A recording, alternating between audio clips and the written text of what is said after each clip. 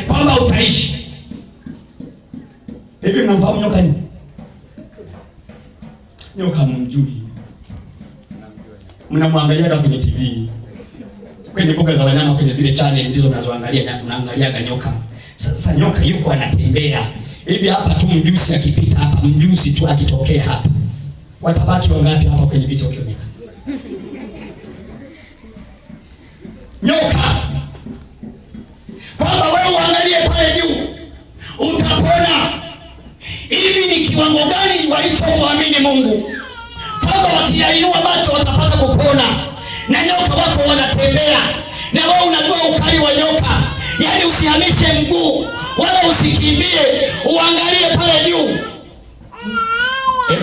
Jaribu ufikirie kwanza kidogo.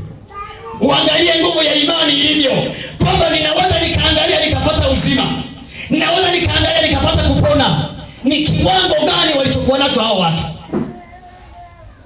Mtu mmoja akiwa anahubiri Injili, akaenda mtaani, akasoma kitabu cha Marko. Kama sio 15 sio 16, mtashika nyoka, mkinywa kitu utakufisha, hakitawadhuru, mtaweka mikono yenu juu ya wagonjwa, watapata afya. Jamaa ametamaa mtaani, kweli iko sawa sawa. Yesu anaponya na nyoka tunashika. Mchawi mmoja katokea. Kijana, nasikia unahubiri Injili. Yesu anaokoa, Yesu anaponya. Sasa kuna kitu kimoja nimekizungumza. Nyoka utamshika. Ni kweli utamshika nyoka. Kijana amechatamaa, Yesu anaponya, Yesu anaokoa, na nyoka tunashika. Na uchawi tukia wala hauna shida. Ndio sawa. Kijana, njoo hapa, njoo hapa. Kwenye shina la mgomba, huyo nyoka amejikunja. Halafu kichwa kainua, kobra huyo. Sasa kijana, mshike nyoka huyo hapo. Umesema Yesu wako ana nguvu. Na kwenye mashindano kama hayo washabiki wao wakosekana. Mara timu ikatokea. Ukimkamata nyoka, tutaokoka. Tutatubu. Shika. Yaani wewe ukimshika nyoka, tutabadilisha maisha yetu. Kamata sasa, kamata. Tulikuwa nasema Yesu wako anaweza. Jamaa kiangalia nyuma yuko peke yake. Kushoto yuko peke yake. Kulia yuko peke yake. Watu wametamaa mtaani. Shika nyoka, shika. Umesema nyoka mnashika. Amina. Amen.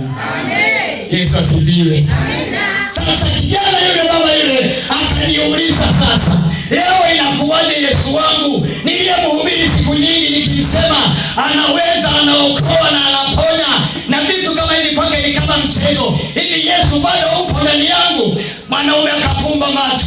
Akasema, Yesu sasa hapa ni kwako. Hapa sasa unitwalie utukufu. Hafu ni jamaa bado yuko naomba au anazungumza nini? Siamalize maombi tuone kama atamshika nyoka. Yaani wanahamu kweli waone huyo nyoka kama atashika. Mwanaume anaendelea na maombi tu. Sijui na uoga humo, mimi sijui. Baba wa Bwana wetu Yesu Kristo, Roho Mtakatifu uko wapi? Na nguvu za mbinguni zishuke. Watu hawana shida na maombi, wana shida na kile walichokuambia utashika. Amina. Bwana Yesu asifiwe. Nakwambia kilichotokea, alikuja kufungua macho, kijana kaenda kama sio yeye, akafika na mkamata nyoka kwenye shingo lake. Au tumkie huko. Nani wakusogea hapo tena? Wote wakakimbia. Bwana Yesu asifiwe. Mwanaume Yesu sasa uwanja kautawala. Okokeni sasa, okokeni. Kijana kata tamaa, maana ameona matendo makuu ya Bwana. Amina. Bwana Yesu asifiwe sana. Huyo ndiye Yesu tunayemhubiri.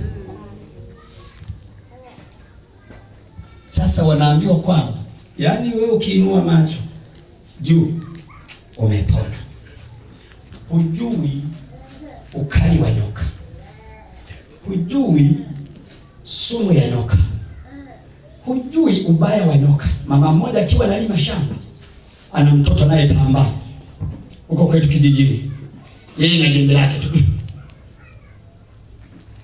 Kumbe mtoto alimuona nyoka. Alipomwona nyoka, mtoto akamkimbilia yule nyoka. Wakaanza kucheza. Mama yeye anaendelea na jembe lake. Hana habari. Anakuja kugeuka. Mtoto yuko mbali. Yaani yule nyoka kila kimponyoka yule mtoto naye anatambaa kwa kasi amfikie yule nyoka. Akimkamata nyoka anaduaa, anatulia. Maana mtoto haumi na nyoka. Nyoka anauma mtu mwenye akili timamu, sio mtoto. Amina. Amen. Nyoka mtoto mdogo hagusi. Ila wewe mwenye akili, wewe halali yake. Sasa mama anakuja kugeuka na angalia nyuma. Mwanawe yuko kule.